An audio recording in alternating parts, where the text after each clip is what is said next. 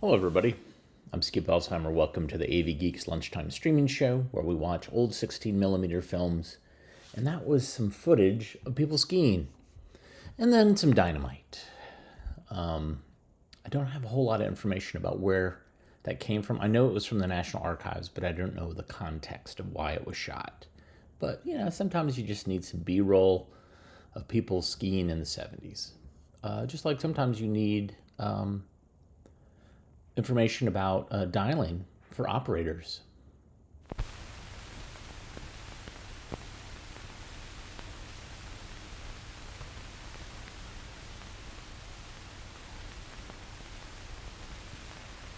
This demonstration will show the procedures and techniques used in dialing. The ticket is placed near the dial so that the routing directions and the call number can be seen readily. The operator knows 216 is the code for Cleveland. The essential equipment consists of the dial itself, the dialing key, the dial pilot lamp, and the dialing tool. Let's watch the operator dial a call. The dialing key is operated. The start dialing signal lights indicating that the dial is associated with the chord pair and that the equipment is ready to receive the impulses that will be dialed into it. Then the routing code and the call number are dialed, and as soon as the dial returns to normal after the last pull, the dialing key is restored. Let's watch the technique used by the operator. The dialing tool is held firmly in the desired opening and perpendicular to the face of the dial. A firm contact is maintained until the stop is reached, and then the dialing tool should be removed immediately and poised above the next letter or digit to be dialed. In some offices, the dialing tool is not used. Let's see the operator dial a call using her index finger. First, she operates the dialing key in the proper direction. The start dialing signal lights, and now she dials the routing code and the called number.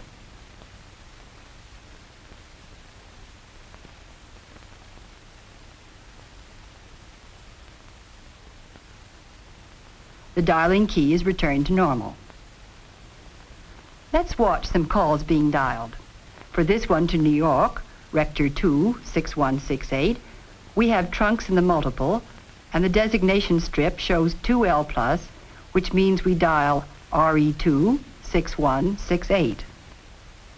The dialing key is operated, the start dialing signal lights. Once started, dialing is never interrupted. When the dial returns to normal after the last pull, the dialing key is restored.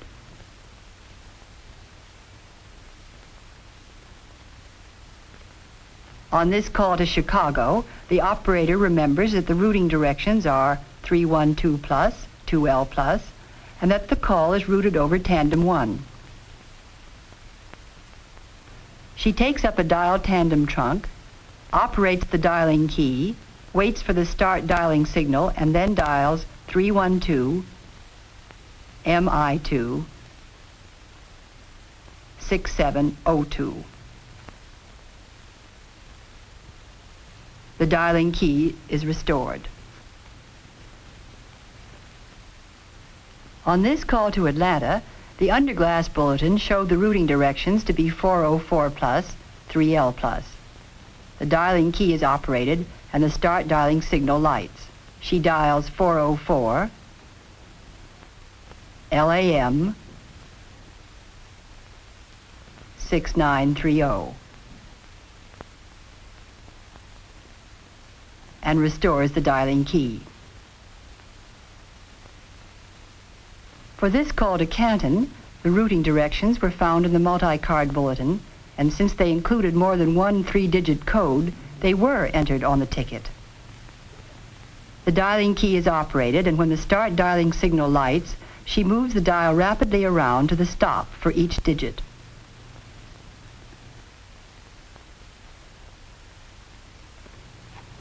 When the dial has returned to normal after the last pull, she restores the dialing key. This call is to a ring down point, as indicated by the absence of a plus sign after the last code. The operator will dial only the routing codes.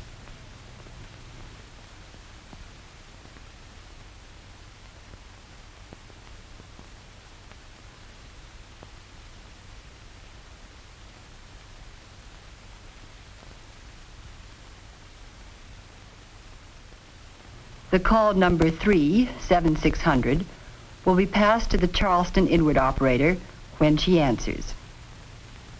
Now, let's review the procedures and techniques used in dialing. The ticket is placed near the dial. The dialing key is operated in the proper direction to connect the dial with the cord. The start dialing signal then lights, indicating to the operator that she may go ahead and dial. When the dial returns to normal after dialing the last digit, the dial key is restored. Remember, be ready to dial before selecting a trunk. Dial rapidly and accurately. Hold the dialing tool perpendicular to the dial. Maintain a firm contact until the stop is reached. Poise above the next digit to be dialed. Never interrupt dialing once started. These techniques and procedures will save circuit and equipment time, as well as make sure that the call is accurately and rapidly sped on its way.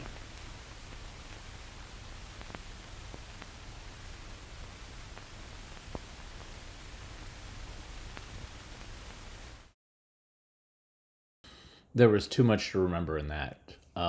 This is where I feel like if someone did a Telezonia-like song about that for operators, in the style of the 1970s Telezonia, old radio's I Am Looking at You for this challenge, maybe that they would remember better, because that was a lot of information. Excuse me. Okay. Next, we're going to watch this film about Lady Marines. And I don't know the exact year on this. I feel like it's post-World War II. But it's from the National Archives, so you'll see like the beginning slate. And it's 2 reels, so you'll see it kind of say end of recording, and then it'll pick up the next one. But this is just fascinating, what I've watched of it. So here's Lady Marines. Enjoy.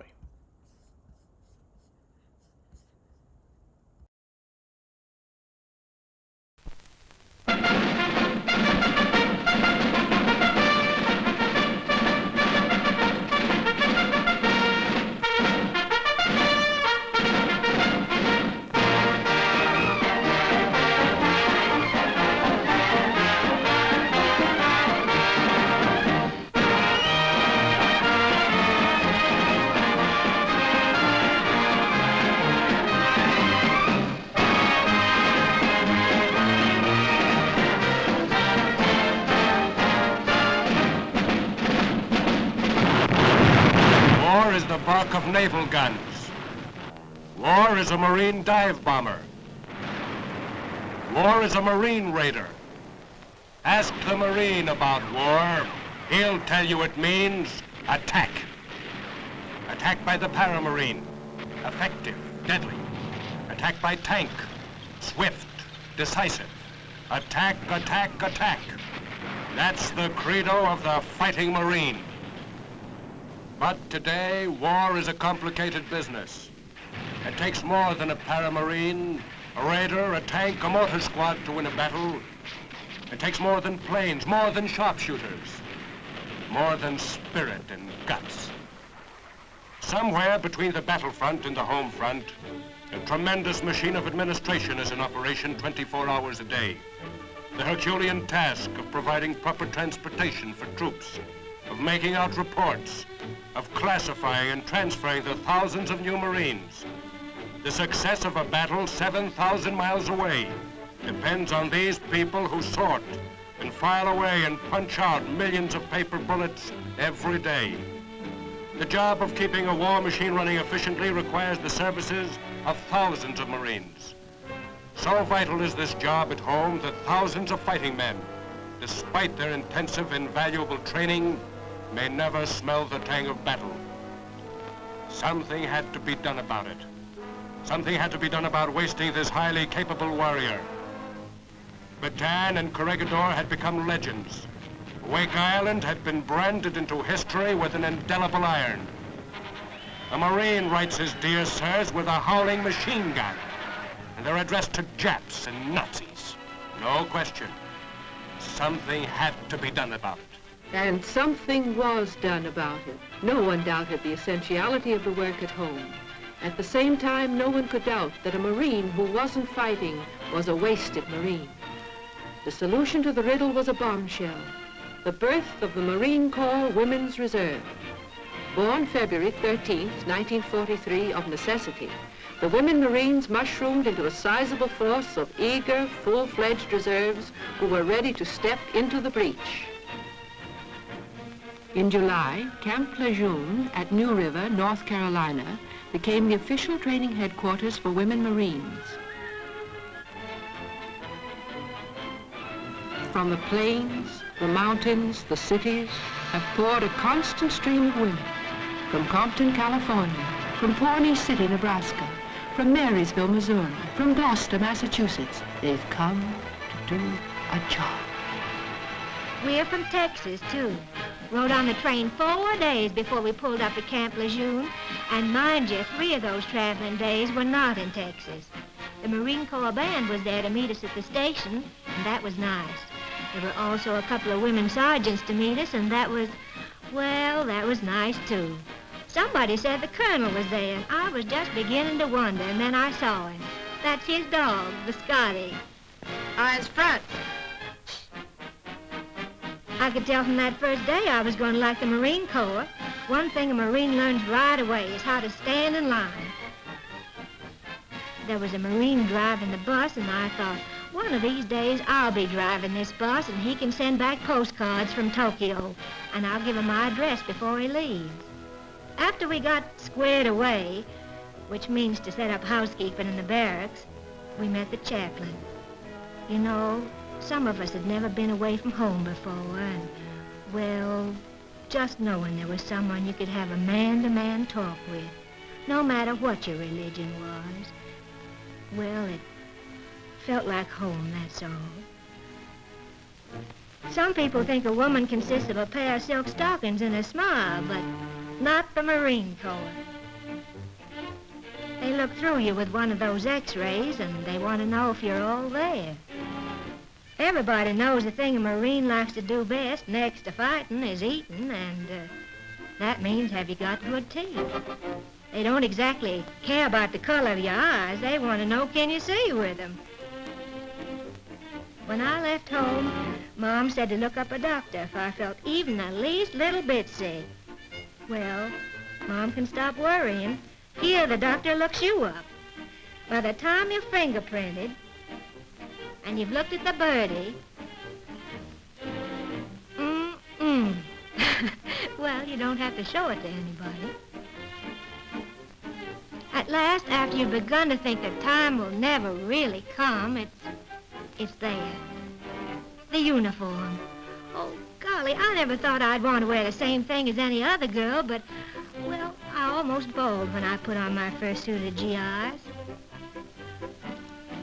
All the enlisted girls are given $200 allowance for clothing, and that means 2 winter service uniforms, hats, shoes, summer outfits, purses, a wool-lined raincoat that'd cost one of you civilians $41.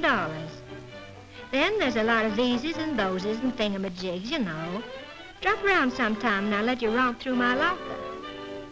The women Marines take a great pride in their appearance, and we have our uniforms tailored to fit us, which is a little different from the men who have to tailor themselves to fit the uniform. Some girls never had any special training, but the Marine Corps has a way of finding out what you can do best.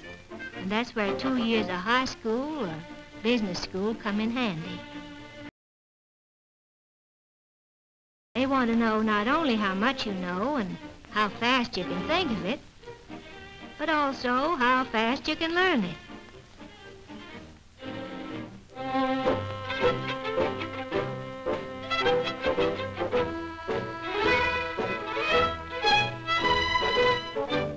My very dear friends, this is a GIDI, government-issued drill instructor to you. He says something like, you look too weak, rump, you look too weak, rum, you look too weak, rump. What he's really saying is 1, 2, 3, 4, you left 2, 3, 4, real march. But if he said that, everybody could understand him.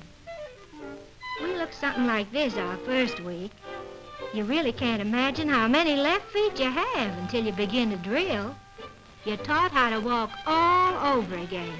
Underneath, he's really a very understanding man. Did you ever hear of a Marine drill instructor who was a perfect lady? Then meet Corporal Winton. Right, blank, march. Forward, march. 1 up, 3, 4, your left, left flank, march. Right flank, march. The Marine is not only first to face the enemy, he's number 1 on the drill field.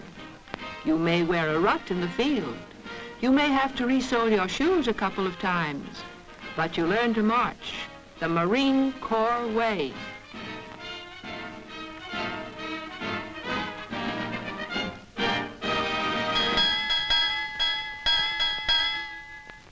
However, it's not all thunder and double time in boot camp. There are times when you get a chance to become acquainted with your mates. You smoke a cigarette, listen to the other girls talk. Maybe you tell them about the boyfriend in the Solomon Islands. You answer the best gift the folks back home can give you, a letter. You find out that Pa is getting ready for the spring planting. Ma's got a blue star up in the window for you. Your kid brother is going to graduate from grammar school. It's a piece of home. It's not only permitted, it's encouraged.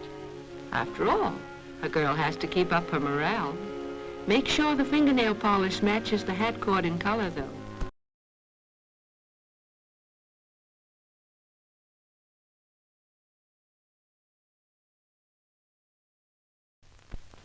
Then suddenly one day, it's there.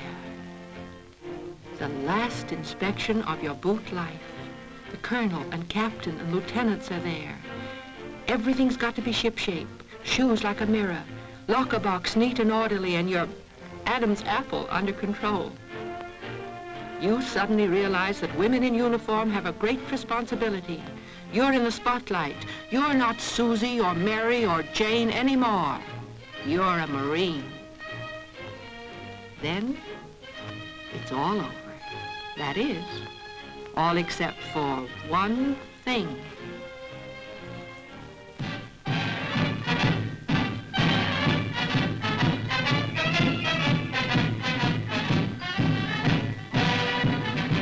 The last review. We learned a lot of things about drilling in 6 weeks. You can tell that by the rhythm of the step. You can feel all the heels hit the ground at the same time. The music beats out the cadence. Nobody calling out left, right. You don't need that anymore. It's hard to remember that little girl who got off the train 6 weeks ago and didn't know her port leg from her starboard. Now they know we've got our marching legs on, too. They can tell we're Marines and good ones. By the time you're passing by the reviewing stand, your heart is doing nip-ups. That's one time you'll never forget. Your eyes get kind of misty and you don't know what to do with that lump in your throat. Maybe you can't see me, but I'm down there somewhere. A pocket full of pride and all. A boot no more. Private first class and a full-fledged Marine. Saturday in camp is an American Saturday. The girls learn that life does not consist solely of drilling, lectures, and military routine. They are now permitted to exchange heartbeats with the men.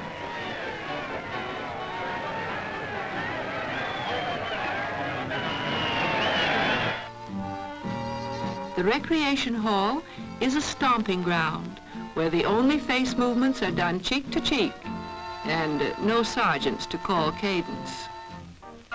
It's an old, old story in a new, new setting.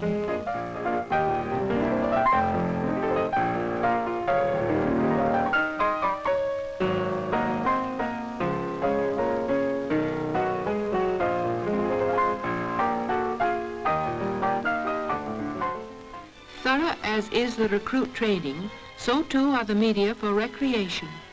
The finest equipment is on hand for use. Once a girl's boot training has been completed, a varied and interesting panorama is spread before her. An entire regimental area has been taken over for use by the women. The grounds are studded with green lawns and red brick buildings of permanent structure. Barracks, mess hall, classrooms, dispensary, motion picture house, post exchange, laundry, and tailor shop. A well-stocked library with a choice of the best in ancient and modern literature. Well do we know for what we are fighting. And here too, as in the broader sense, we worship as our conscience directs. Regardless of creed, or color, or sex. Far from home, alone, the woman Marine finds extended to her the friendly quietude of church services. A fervent prayer for those who have died, for those who shall live, for our cause, and the part we must play in it.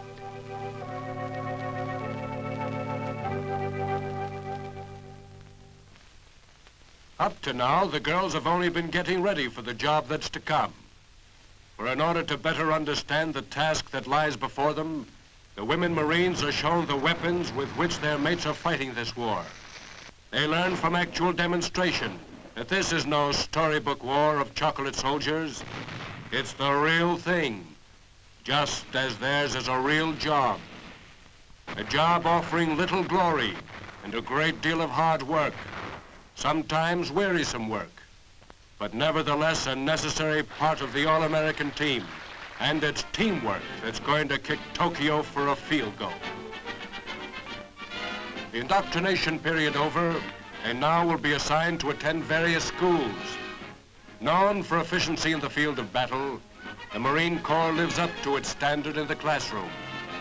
More than 15 schools teaching scores of subjects are turning out skilled craftswomen to take over jobs. The school courses range from 4 to 21 weeks and include an intensive period of training which will fit the woman Marine for the sort of work she has chosen. The girl often has her choice of subjects, which range from accountants to sheet metal workers to statisticians. For those few who have the necessary qualifications, is set aside the distinction of Officers' Candidate School. The gold bar of a second lieutenant weighs but an ounce. With it, however, comes a pound of tradition.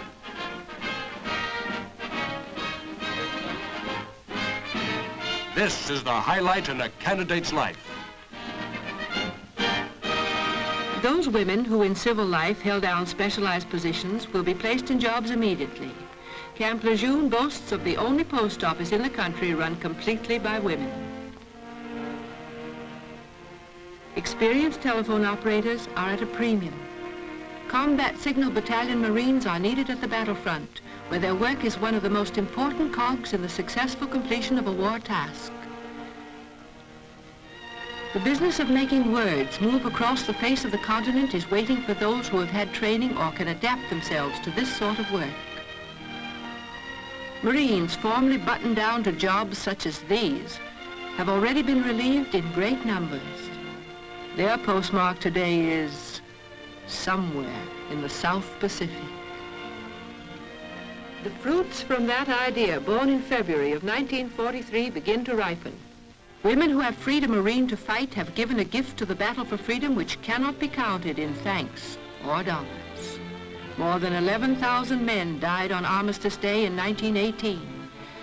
If by lending their efforts, the women of America can end this war one day sooner, thousands of homes will welcome back men who might not otherwise return. There are scores of jobs in the Marine Corps for women, jobs which will permit our fighting man to get their firstest with the mostest. Jobs that require special skill, and jobs that require merely a native intelligence. With an eye not only to the war's end, but to a world in which women will move into new fields, many Marines are receiving a background with which they can carve a place in the America of tomorrow. For more than half the members of the Women's Reserve will be placed in aviation units. Before this war, a mere dozen or so women had made names for themselves in the field of aviation. A Marine record in aviation will mean a passport to the industry of tomorrow. Her husband is in Army aviation. They'll talk the same language when it's farewell to arms. Some women, subjected to the war of nerves on the home front, the days and nights of tenseness without action, have found an outlet in the Marine Corps through active duty.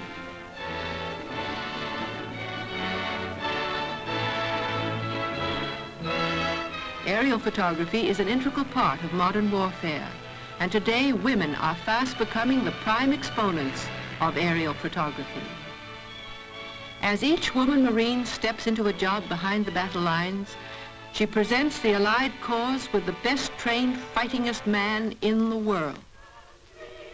These are the women of America who have picked up the gauntlet. Knowing full well that women have a stake in the world of tomorrow, the Lady Marines are lending a hand in the struggle of today. They've joined the service, and service means work. They go where they're sent and perform the job assigned to them, smartly, efficiently.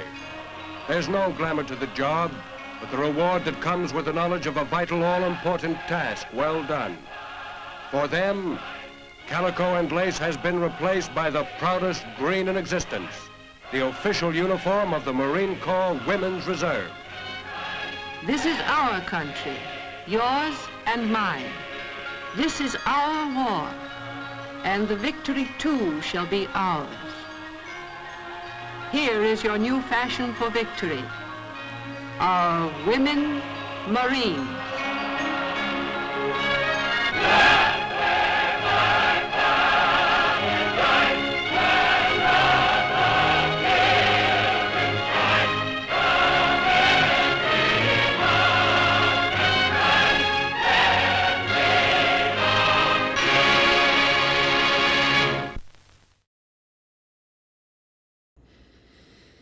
So Nathan, you didn't like that film? I wasn't clear. Yeah, sometimes we dabble in films like that, and so it's not everybody's cup of tea. I should say this next film is 100% American propaganda. You might think the previous film was American propaganda, and it certainly was, but this was American propaganda that was made specifically to be shown in other countries to espouse the American way of life.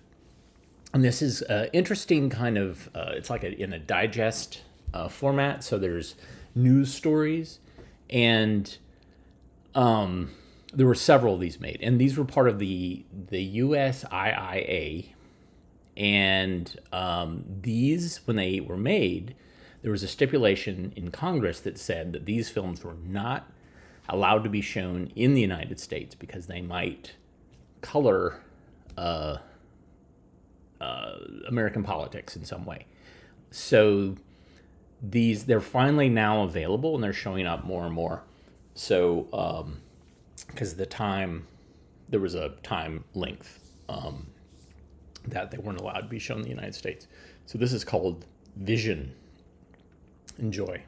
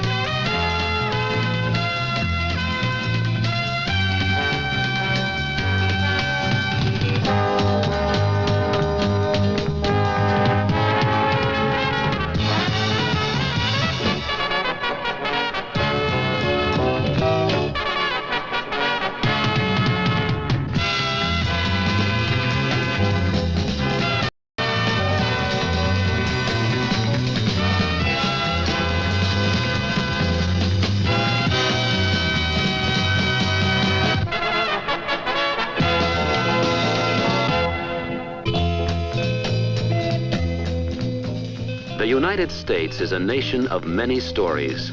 These are but a few of them.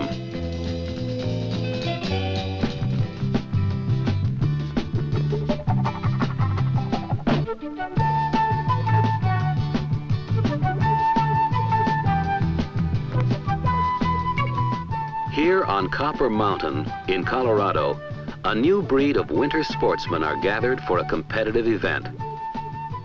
The formal name of the sport is freestyle skiing.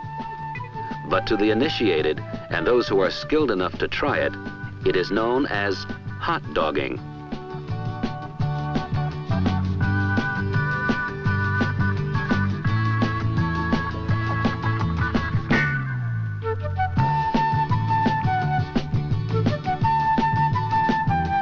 There are several categories of competition.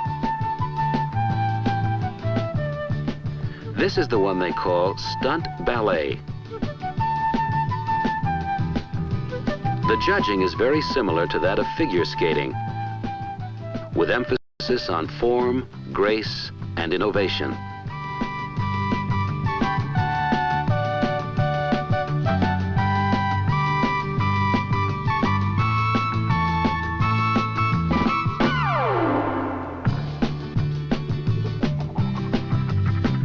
Perhaps the highlight of any hot dog meet is the aerial acrobatics of the freestyle jumpers.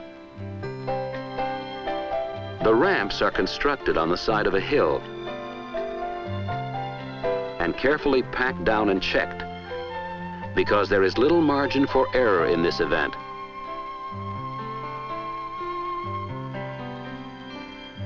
The jumpers display a dazzling and dizzying array of twists, turns, flips, and perhaps some flops. But the skill, coordination, and concentration needed to compete here are readily apparent.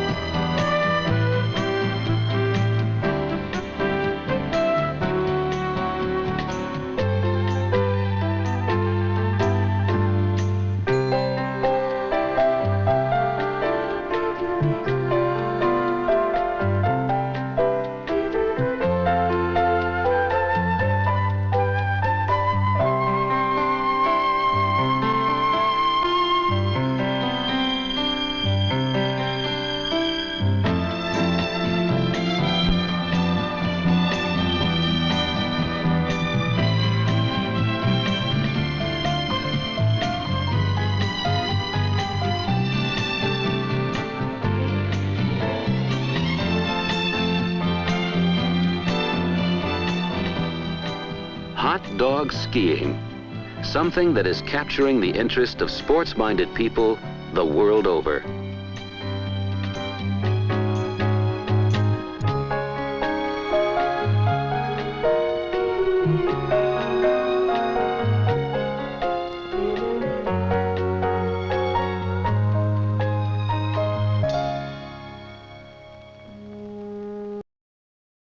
All right, I gotta pause this because that song sounded so familiar to me.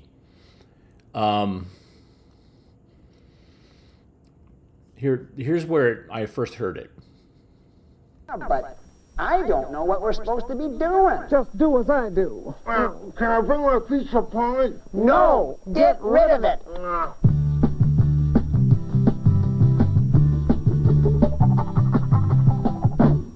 You gotta line up single file. You gotta stay back from the road. Oh, yeah. You never push and never crowd. Take care, man, care, and not too loud. You gotta let the big bus stop.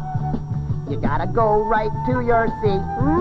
You never run and never shout. Take care, man, care, until you're out.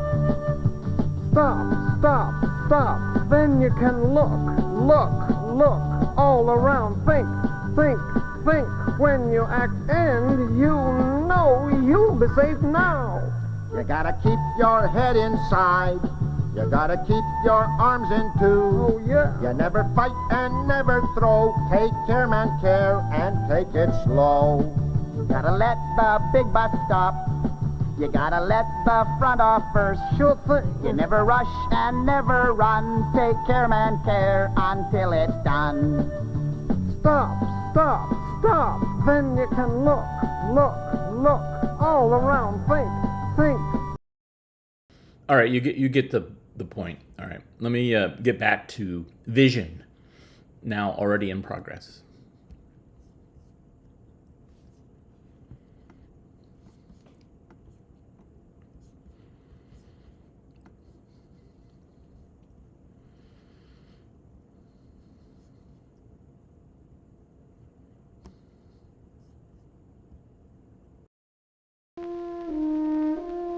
Thomas Jefferson, George Washington. The heads of 4 presidents carved into the granite face of Mount Rushmore in the Black Hills of South Dakota. It is a memorial that millions of people have gazed upon with awe and with wonder.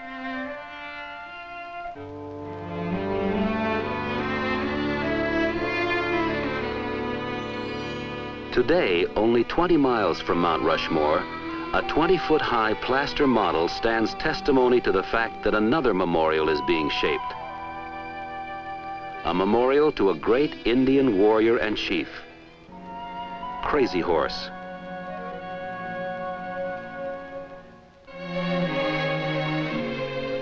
Crazy Horse is being torn, blasted, and carved out of Thunderhead Mountain, and when completed will measure more than 4 times the size of Mount Rushmore. Since 1948, sculptor Korshak Julkovsky has labored to make this gigantic dream a reality. He has blasted over 4 million tons of rock from the face of the mountain, more than 10 times that removed in the entire Mount Rushmore project, and he has another 2 million tons to go.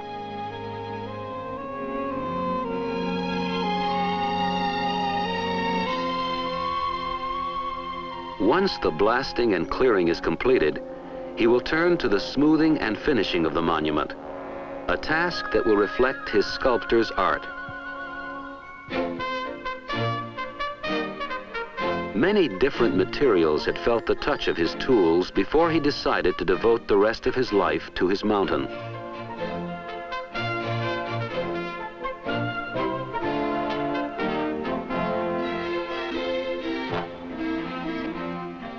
His portraits in marble won him acclaim and added to his reputation as a master woodcarver.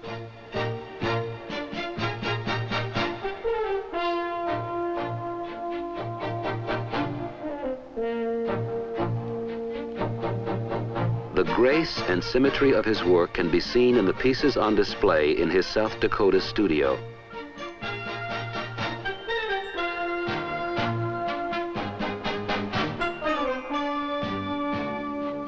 A bulldozer has replaced the chisel.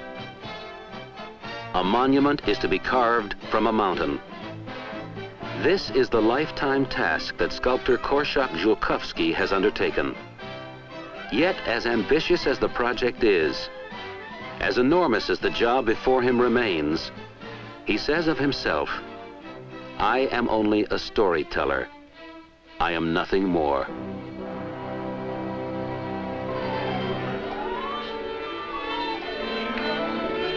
The St. Paul Chamber Orchestra has come to Bismarck, North Dakota, a relatively small Midwestern city, because of an idea they call music on the move.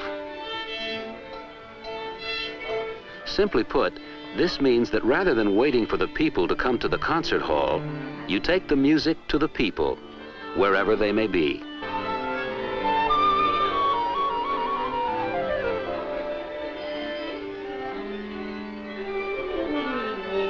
This orchestra is also one of 6 participating in a nationwide effort, supervised by a New York-based organization called Affiliate Artists, under a grant from the Exxon Corporation to develop young American musical directors. Conductor John DeMaine is part of this program. 3, 4.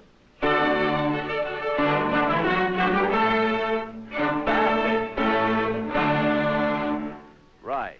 In addition to giving performances themselves, they hold clinics, give demonstrations, and work with local musicians and music students. 3, 4.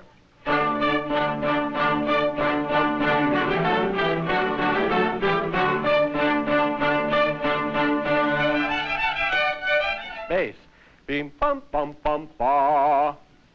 Full quarter. Don't be afraid just because everybody else goes on. The trumpet will be with you. And the oboe, full quarter. 3, 4.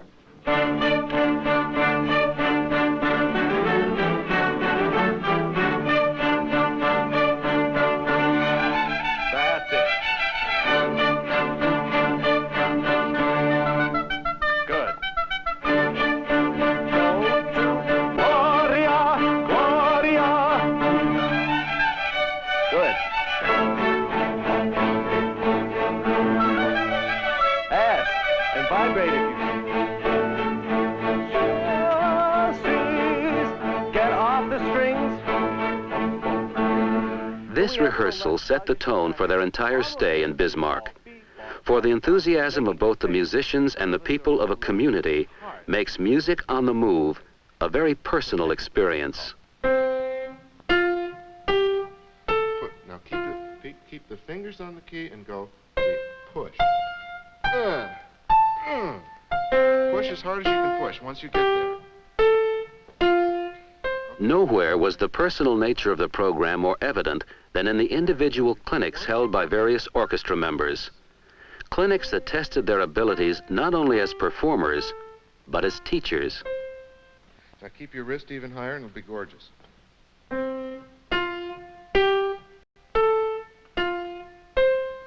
Hallelujah. Great. Do any of you know what a composer is? Yes? What is a composer?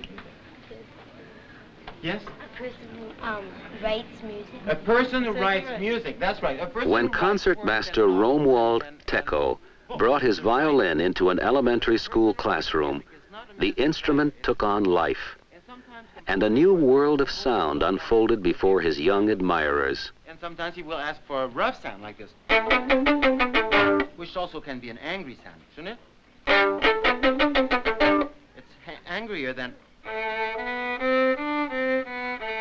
And then also we can have a kind of a happier kind of sound by bouncing the bow.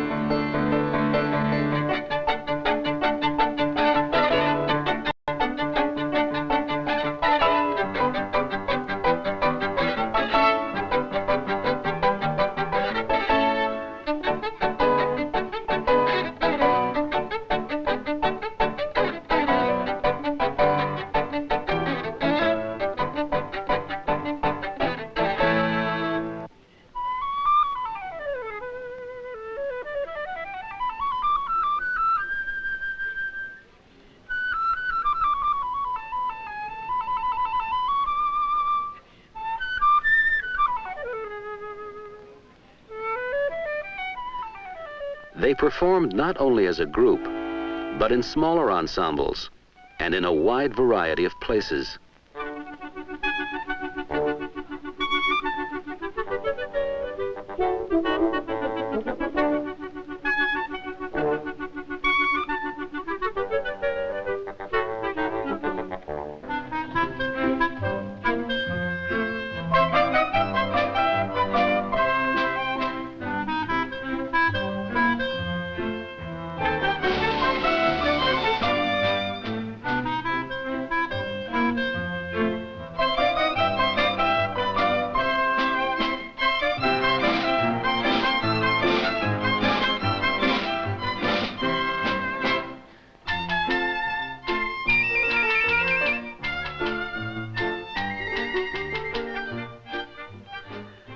Perhaps the greatest surprise to their audiences was their repertoire.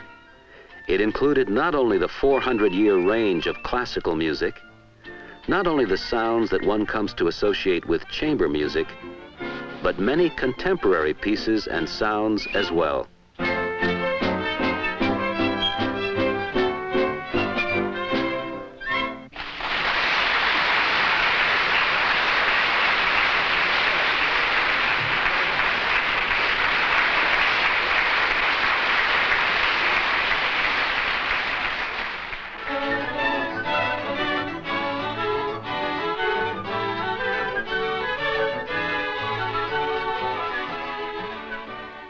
They have been in Bismarck for 3 days. They have worked hard and have been rewarded in the only way that has true meaning to the professional. They have successfully communicated with their audiences and have been accepted and enjoyed.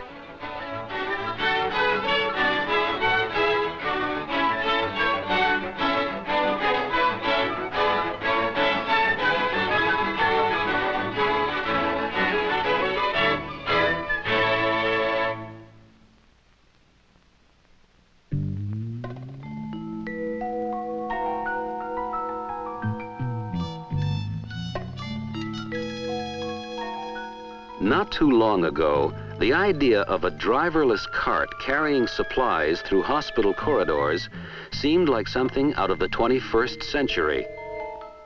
Today, a host of such vehicles are operating in industry and institutions. Here at Harper's Hospital in Detroit, Michigan, individually prepared trays of food will be delivered to the hospital floors by one of a fleet of 70 automated, self-propelled carts.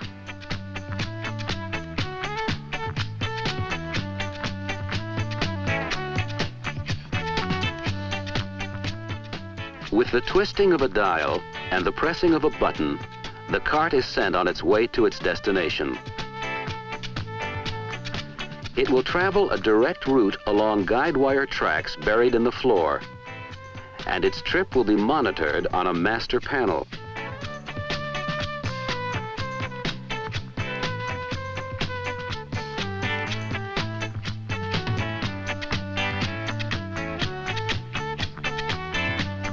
The cart will not pass many people on its trip, as it travels in specially designed tunnels and corridors. But it may pass other vehicles carrying food, linens, or supplies.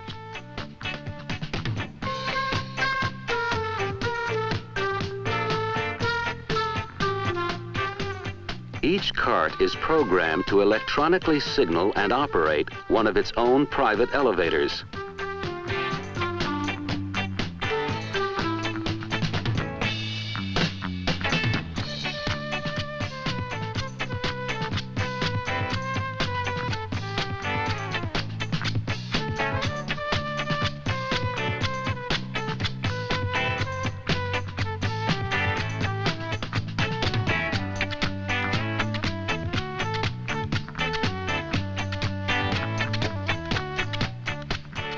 Once it reaches the hospital floor, its unaided automated trip is just about over. It is time for humans to take over and guide it through hallways that could be crowded or busy.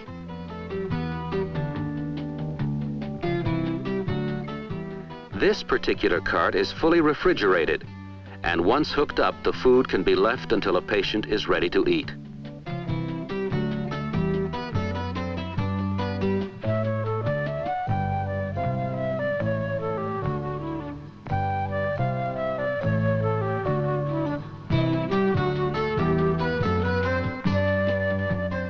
When filled with soiled dishes and trays, it will be sent on its way back to the kitchen and then be cleaned and sterilized before it will be ready for its next mission.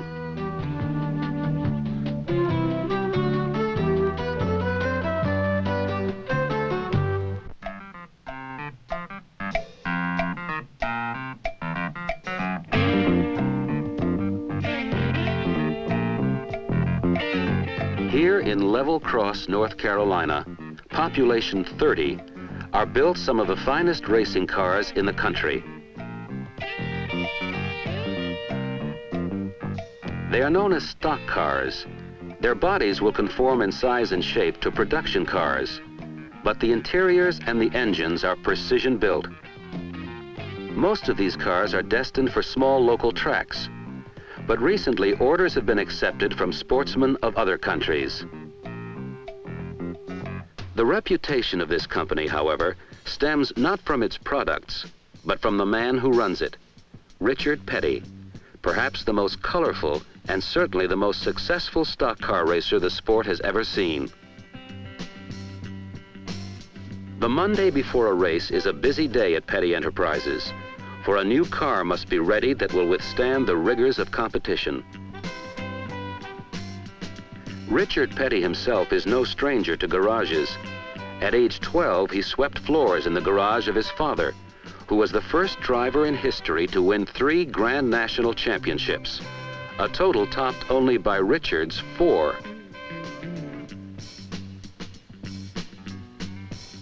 He graduated to working on the cars, and at 21 turned to driving. Since then, he has won over 150 Grand National races, more than twice as many as any other driver. But in the days just before a race, he is engineer, mechanic, and the conscience of a small team of men whose lives center on Richard Petty's car number 43. This week, the race is the Atlanta 500 in Atlanta, Georgia, a race that will attract almost 60,000 fans. Last year, 46 million people attended motor races in the United States, making it the country's second largest spectator sport.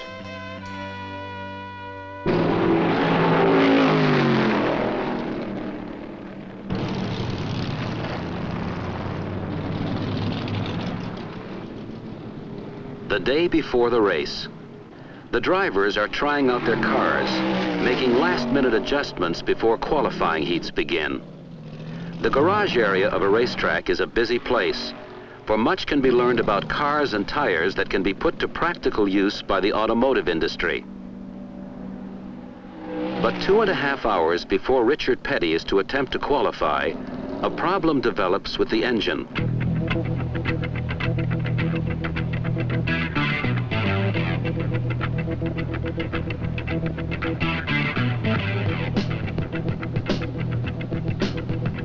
When crew chief Dale Inman takes out the car's radiator, there is no doubt in anyone's mind that the Petty crew has suffered a serious setback.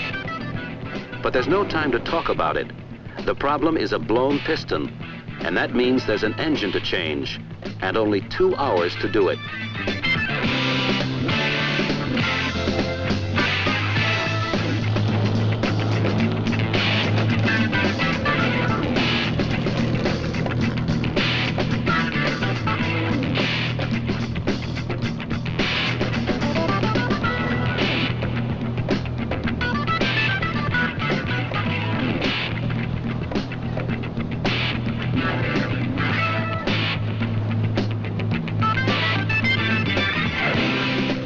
When Richard Petty walks onto the track for his time trials, few know of the drama that has taken place.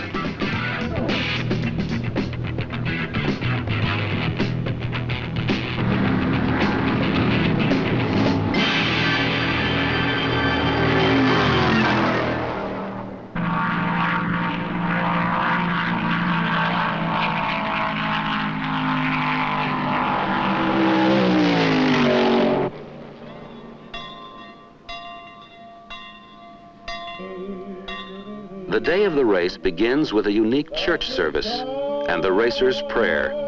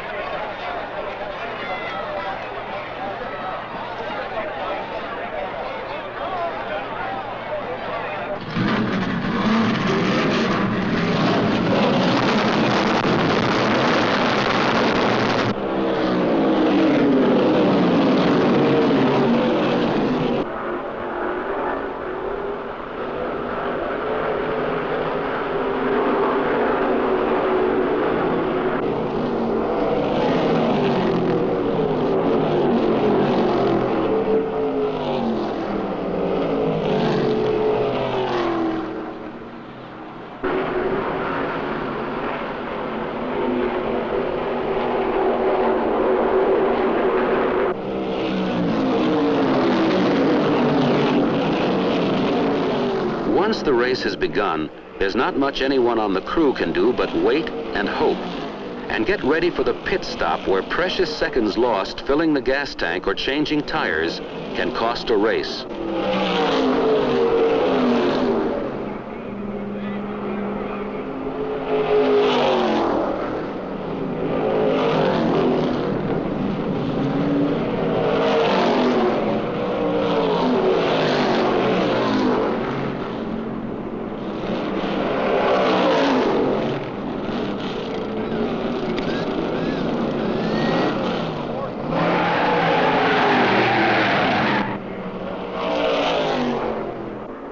The race had begun well, but it was soon evident that the car was not handling as it should. It was clear that this was not to be Richard Petty's day.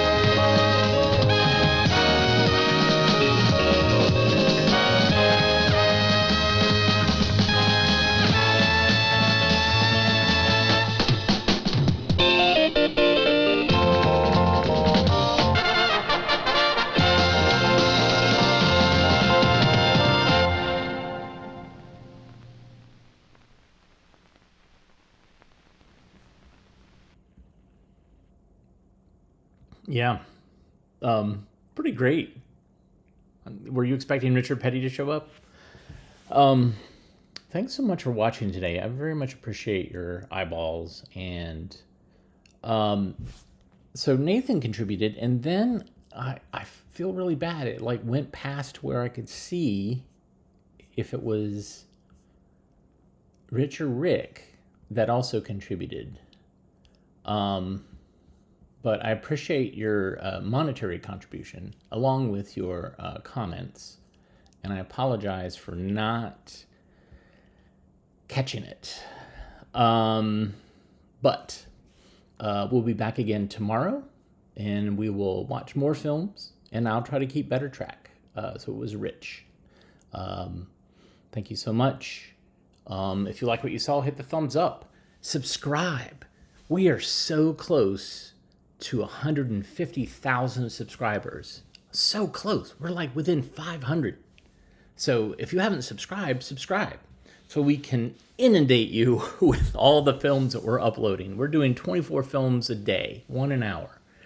And if you like this type of stuff, there's lots to come. Yeah, I just gave you a reason not to subscribe. But you can also turn off those notifications. What happens when I get 150,000 subscriptions? I don't know. I can relax. No, I have no idea what. I don't think anything will happen. But I do very much appreciate you guys showing up and commenting. That means a great deal to me, and it keeps me doing stuff, even on gray days like this. It's like, you know what? I'm going to show you some films, and some of you are going to hate them, and some of you are going to love them, and that's kind of okay.